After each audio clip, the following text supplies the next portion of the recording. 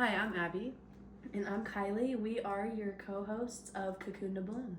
Yes, and today we're going to be talking about the ins and the outs for the year of the horse, the Lunar New Year, which for our time is tomorrow. And I wanted to do this for the new year, but I kind of forgot and I guess never got around to it. But then I was like, okay, we can literally do it for the year of the horse, which is tomorrow. Perfect timing. Yeah. I don't know about any of you guys, but I've been feeling a massive internal shift and lots of heaviness coming up the last few weeks. Lots of opportunity to kind of reflect on my choices and how I've been maneuvering through my life. I'm really excited for a little change, and I think ultimately it does come from our intention and decisions within ourselves. Nothing's going to change if you don't switch up your attitude or your behaviors and align those with what's important to you. And yeah, you can go ahead and start talking about what you want, and I'll just kind of chime in. I agree. I have also felt a shift though, and I feel like it really is that final shed, Oh, okay. She says, oh. Okay, should we start with the ins or the outs first? Mm-hmm. Maybe let's start with the outs. Okay. To get them out of the way, and then we'll talk about the ins. Okay. The first out that I put was over-explaining yourself. Because these are your boundaries. You should not have to over-explain, especially to people who you don't owe an explanation. Sometimes there is a time and a place for an explanation, but a lot of the times, you're allowed to just say no, and that be your answer.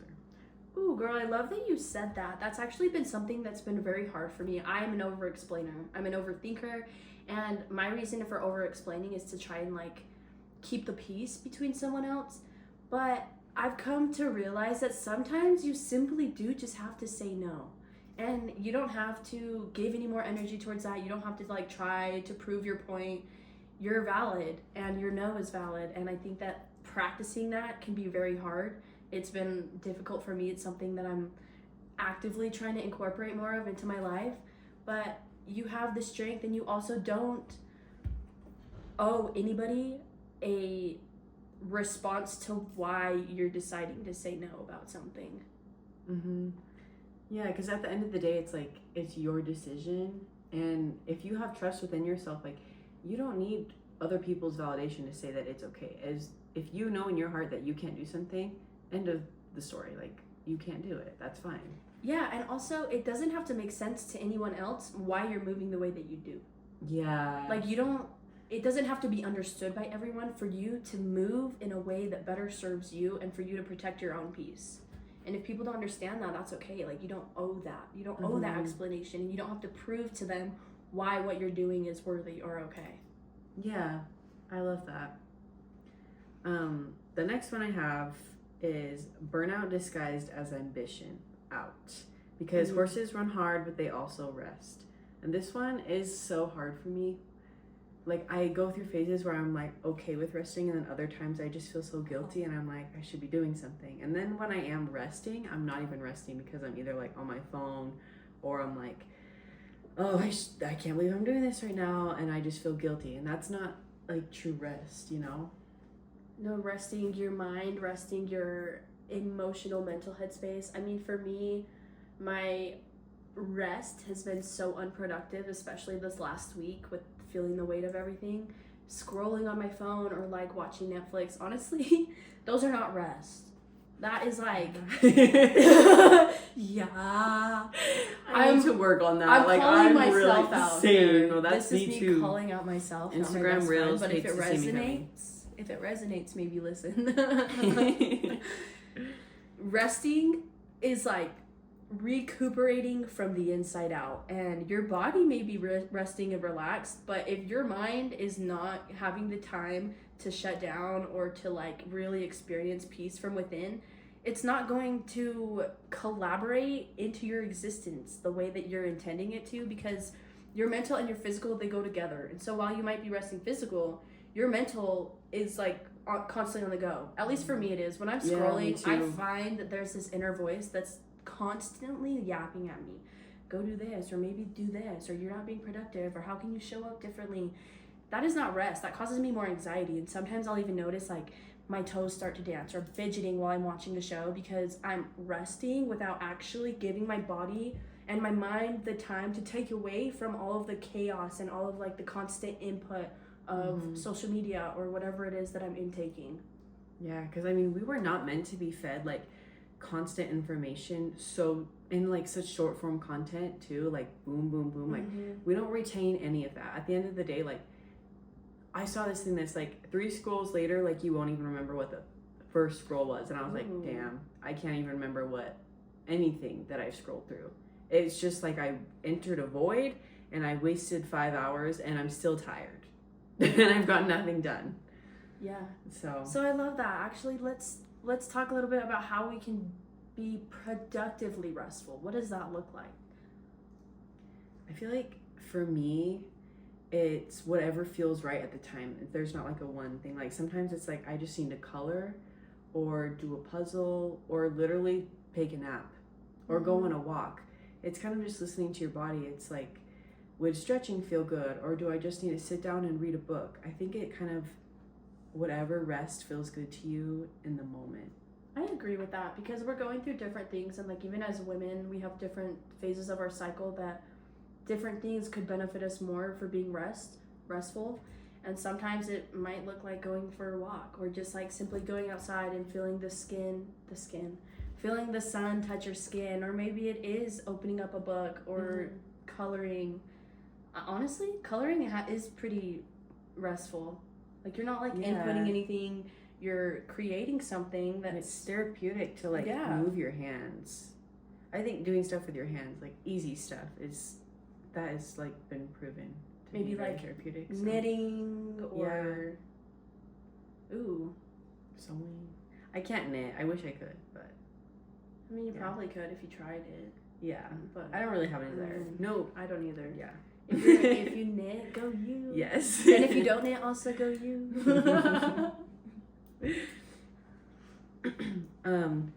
The next out that I had. Wait, sorry. Did I cut you off? Okay. Are you sure?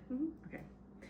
The next one that I had was clinging to dead weight, like people, things, or habits that do not serve you. And I think that is the like number one thing to leave behind, because 2025 was all about the year of the snake, year of shedding, letting things go. So this year we are done holding on to things that are dragging us down and that do not serve us. Let that shit go. Yes. Let that shit go. As you're saying this, I'm actively taking in everything that you're talking about, because this is something that I've been telling myself for a couple of weeks, maybe a month or so now. I have been struggling very, very badly to let go of some of the things that keep me in my comfort zone. And I don't know, there's kind of like an ego death happening. There are things in my life that I'm actively participating in that drain the hell out of me. They make me sad. They make me low energy. They make me feel unmotivated. And the only reason for continuing to use or partake in, I'll just be real, it's weed. I'm gonna be so real with you guys. I'm owning my shit. I smoke way too much weed. And the only reason for doing that for me is to stay comfortable, is because that was something that once like helped me feel safe. And I have overcome that. I have grown to a point where honestly it just drags me into the dirt. And if I hold on to this, if I don't let this go, if I keep clinging to this dead weight, I'm just carrying old baggage, and I'm just carrying more pain and suffering. And yeah, it's gonna be hard to let it go. It's gonna be hard to make that change, to make that shift. But I'm also trying to step into this new version and embody a different me that I see inside, a me that I dream about every day. And sometimes you gotta let things go and feel the pain and let yourself grieve the version of you who held on to that, in order for there to be room for growth and for expansion within yourself and the things that you decide to do with your day.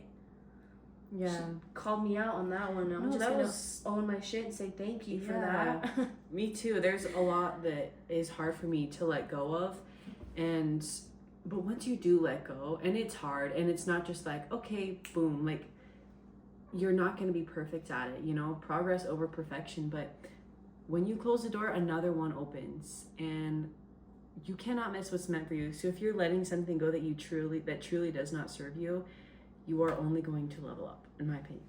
You do. Yeah. You do. I've experienced from different things that when I let go of something that feels heavy, like it feels like I'm literally walking with weight on my shoulders from continuing a certain thing in my life that I know is not good for me, it makes it heavy. Every day feels heavier, and you deserve to feel a piece of letting go of things. Boo. The next one that I put was waiting for the perfect time, or like waiting when it feels right. Because the truth is, there's never going to be a perfect time. Sometimes you just have to literally do it, because if you keep waiting, like, oh, it just doesn't feel right yet. Like, I'm going to start going to the gym when I have the motivation to go. Well, what if you never have the motivation to go? Sometimes you just need to get up and do the thing, even though it's uncomfortable, even though you're scared. Don't wait for the time, just go. Don't wait until you're ready. Do it when you're willing. Ooh, okay. Don't Yeah. wait until you're ready, because there's always going, especially if it's something that might be way out of your comfort zone, or something that like the old you, it seemed almost impossible to achieve. You have to just push through the discomfort and push through the fear and show up when you're willing to take that risk. Because the truth is, you're probably never going to be ready. You're never going to feel 100% ready, because there's always going to be like that doubt or that fear or that unmotivation or something that kind of stands in the way. So do it when you're willing, not when you're ready. Yeah, I love that. The last out that I have, and there are more, like I could talk about this all day, but I won't keep you guys here all day. The last one that I have is negative self-talk. And we did talk about this in our previous episode about showing yourself love. So you should also go listen to that if you haven't already. But negative self-talk affects you so much more than you think. And if you are constantly berating yourself, putting down on yourself, that's not going to help you get anywhere. That only creates a shame and guilt cycle that is doing you no good. You have to be kind to yourself. The way that you speak to yourself matters so much. It's actually so important. The way that you speak to yourself is probably one of the most important ways that you can be approached by somebody, is the way that you approach yourself. And I find that when I start blaming and shaming and hating from the inside, everything on the external kind of matches that. It's kind of like, oh, well, this is validation that I suck, or this is validation that I'm not good enough, or that maybe I do have no boundaries. I don't know. Just like the constant belittlement isn't going to help you grow. It's not going to help fuel any sort of enhancement within yourself. And I think that there's a very big difference with positive redirection. Like, you can own your shit and you can take accountability for the things that you might be doing that are playing or aiding into the downfall of your mental health. But owning your shit and then deciding to take a positive redirection with your thoughts, like, you know what, maybe I have been spending way too much time doing things that are not important to me, or that are not helping me feel good or move through life in a positive way. And I'm not gonna sit here and be like, oh, well, you fucked up. Well, yeah, you know what, maybe I did spend way too much time indulging in something that wasn't good for me. I'll own that. And also, I have the power in me to change that at any given moment. And I have the drive to aim for more, because I deserve more and I deserve to feel better. And you deserve to feel better within yourself. So any shame coming from the inside, stop it. Get a little curious on it. Let that thought be there, and then redirect it into a way that will better serve you as you move through and try to grow from whatever it is that you're experiencing. Yeah, and I think you'll have more motivation to do the things that you want to do if you're being kind to yourself. Whereas if you're mean to yourself, you're not going to want to do it. That's just going to make yourself miserable. However, if you're pushing yourself and saying, you can do this, I got this, it's more fun, and it's way more fulfilling that way. It really is. You know, I've been in the gym for a couple years, and there have been times where I would look in the mirror and be like, quit being a little bitch, just push this set. And I had to get to a point where I was like, hey, this is not helping me. Like, this does not make me want to push my weight. This does not make me want to show up in my workout. So you know what I did? I switched it and I became my own cheerleader inside. I can be at the gym and having a terrible lift or a terrible time just like trying to show up. I'll look in the mirror and in my head, I'm like, you got this. You already showed up to the gym. You can push this weight, 10 reps, 12 reps. Just give it your best and go. Like, you got this. I believe in you. You have overcome so much. You can push this weight.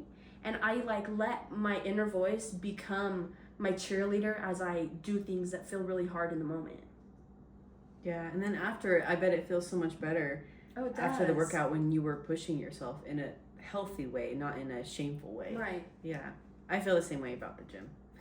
I think your intention definitely dictates how the outcome plays out. And not always, but like if you go into something with a negative intention, you're probably going to come out of it with some sort of like weird lower vibes because that was the intention you put in towards doing the thing. Yeah, and then you're gonna have so much resistance towards doing whatever the thing is. Yeah. Okay, now that we have the outs out of the way, let's get into the ins for the year of the horse. The first one that I put was feel the fear and do it anyway. And this was our very first episode, and so you should listen to that because I think it's a very good episode. But to shorten it, most popular one. Yeah, since you guys fell off after that. Anyway.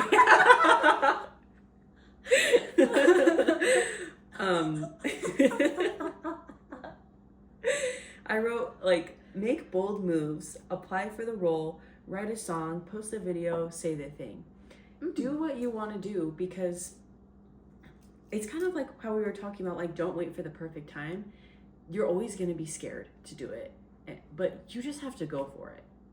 One example that I have is actually this podcast. I used to be like so scared to even just like upload the podcast and just like nervous, but now I'm like, I kind of don't care. Obviously I care about the podcast, but I'm not so worried about like people making fun of me or whatever. Like I'm just used to it, and because we've done it so much, I'm like, yeah, it's time to do the podcast. And I'm like, okay. Oh, you just have to go for it, and it will get easier with time. Feel the fear and do it anyway. Do it anyway. And trust that you'll be able to handle whatever it is that comes. And if you fail, guess what? You get to learn something and try again. Most people don't even try from the beginning. Yeah. So if you're out here going for the thing, that already puts you above most people because most people won't go for the scary thing. Most people won't reach for the dream because it seems too far or it seems unrealistic. Guess what? Be delusional. Be delusional. The universe will deliver for you. You just gotta ask and you gotta show up as if that thing is already coming your way.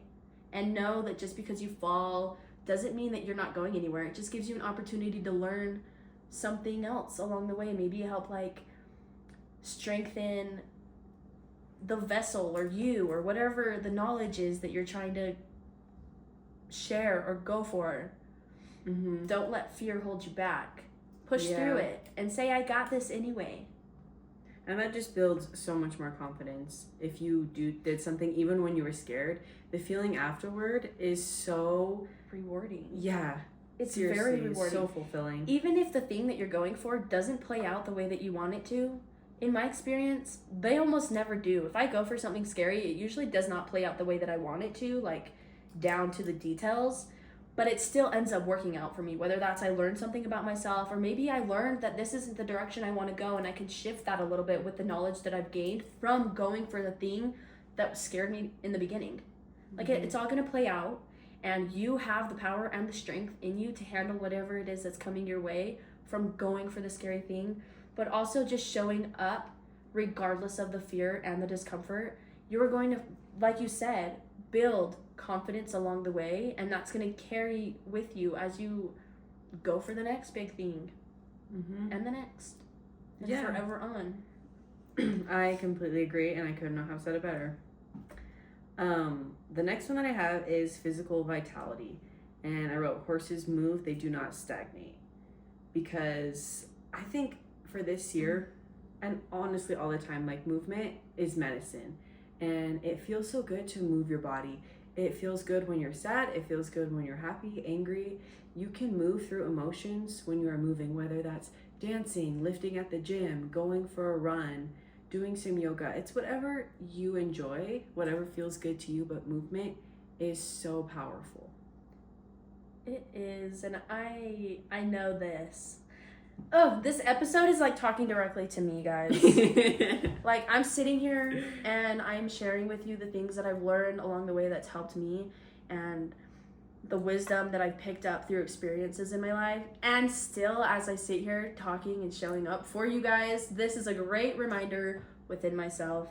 And movement is literally medicine, because your emotions are energy in motion. Your emotions are literally physically somewhere in your body. If you can tune into that and like find out where they are, you can work with it and different kind of movements to work through the pain or the stress or whatever it is that's coming up. But also, even subconsciously, like if we are not aware of how the movement is necessarily moving all of this energy through our body, it still helps, still is working out for you, and you'll feel it. When I go to the gym and I'm not feeling up to it, I usually gain more energy from doing it. Mm-hmm. Even if like mentally I'm forcing myself to push the weight physically, I will 99% of the time walk out of that gym feeling more energetic than I did going into it to begin with. Yeah, me too. And it's hard to do it, and it's hard to get motivation to do it sometimes, but you never regret it. I never regret moving my body, unless I haven't get an injury from it. But, you know, for the most part, like, I don't regret moving my body. No, because it feels good. Regret a workout, yeah. It feels good, and it brings you right into the moment. Mm-hmm. I mean, yeah, you could still be in your head a little bit, but it does help pull you into right now. Yeah. Like, you're in this set, you're on this walk, you're in the middle of this run, you're in the middle of dancing, like something. Mm-hmm. The next one I have is independence. And I think for me, this means building your own lane instead of competing or comparing with somebody else. And I think eliminating jealousy, and instead of seeing someone who has something that you want, instead of being like, oh, I want that, be like, oh, that means I can have that too. Eliminate jealousy and turn it into inspiration. Every time you catch yourself comparing, being like, oh, I want that, let that push you to be like, I can get that. That if they can do that, that means that so can I. And I said that like a toddler, but you know what I mean. Like a toddler. No, I don't think so. I think you worded that perfectly. Yeah, somebody else having something could be like the drive or like the proof, the evidence that it works, that it can happen. And it can be yours if you want it to. I love that. Yeah. What did you say? Less jealousy, more inspiration? Yeah. Mm-hmm. Let your jealousy be your inspiration. Yeah. It's a good bar. Thank you. You could write a song with that. Oh, thanks. If only I could sing. Do you know what I just heard? What? I heard full naked scene. Really? Instead of if only I could see? Full naked scene. Coming up next. Just kidding. Okay, sorry guys. The next one that I have is honest communication. And this kind of goes with like, don't over explain yourself, like we were talking about earlier. And like in relationships, like if you have a problem, communicate it, talk about it, because if you don't, you're going to grow resentment and it's going to make all your relationships kind of complicated. But if you come out from the jump and say, hey, you did this and it hurt, or you crossed my boundary, if you guys can communicate honestly, I think it not only grows your relationship with the person, but yourself. It strengthens your ability to be able to communicate with anyone around you. Mm-hmm. The more that you practice it, the more that you actively take part in conversating about something, even when it's uncomfortable, the better you'll be able to do the next time around. And for me, it's the hardest with people that I care about the most, especially if it's like a conversation that is going to be uncomfortable and maybe we have opposing views. Show up for it anyway. And if that person is on the same page with like communicating and wanting to strengthen the relationship with you, they should be open to navigating through that with you. And if not, well then maybe that's a sign for you to know something about that relationship specifically. But be honest. You deserve to speak your truth. Mm-hmm. And when you show up and speak your truth and you move with authenticity, it aligns what's meant for you. And I full-heartedly believe that. Yeah. I agree. The next one that I have is financial courage. And by this, I mean ask for the raise. Like, it's the year of the horse. We're trying to make money. Like, ask for a raise, do things that scare you, start the business, get into investing. That's what I'm going to try to do is invest. Put your money into a growth. You know what they're called. Like a stock? Yes. I don't know. I just think let's be smarter with our money and yeah, have some more financial courage. I love that. Yeah. Actually, I love that. Thank you. Changing our relationship with money. Yeah. And think of it also like I'm trying to move out of like a scarcity mindset and, you know, try to always think that you're abundant with money instead of being like, oh, blah, blah, blah. Like, money is energy. Okay. The last one that I have that I wrote down is romanticize your life. And we have talked about romanticizing your life probably in every episode, but it goes far. I think it's honestly like one of the most important things. Like, when you romanticize your life is more fun. You are more happy. I can say that with my whole chest because when I romanticize my life, I'm way happier rather than when I'm just going through the motions. I'm not even being present. When you romanticize it and you're looking around and you're enjoying everything, you are living in the moment, and that is so powerful. If you take anything from this, honestly, just romanticize your life. I think there's a reason that we bring it up so much. Mm-hmm. It has been so fundamentally changing for both of us to pay attention to the little details of our day, because if we get lost in all of the come and go of life, working, taking care of yourself, like, and you just make it an action without any kind of attention or noticing how beautiful the simple acts that we're doing are, everything just kind of flies out the window and it's like, whatever, I'm just like here existing. But if you can take your intention and romanticize the smallest little things, like sitting here with my best friend and recording an episode with a goofy little cat rolling around and this beautiful bouquet in front of my face. You can't see it. Here, I'll show you. It's gorgeous. All of the tiny little things that are so beautiful about your day, like when you take a moment to notice how beautiful and romantic life is already, everything that you gain is just an addition on top of all the beauty that already exists. And that's confirmation for you. Mess up your setup. No, that's fine. Yeah, I hope you guys like the list. Obviously there are like so many things, but this was just our list, and this was her list.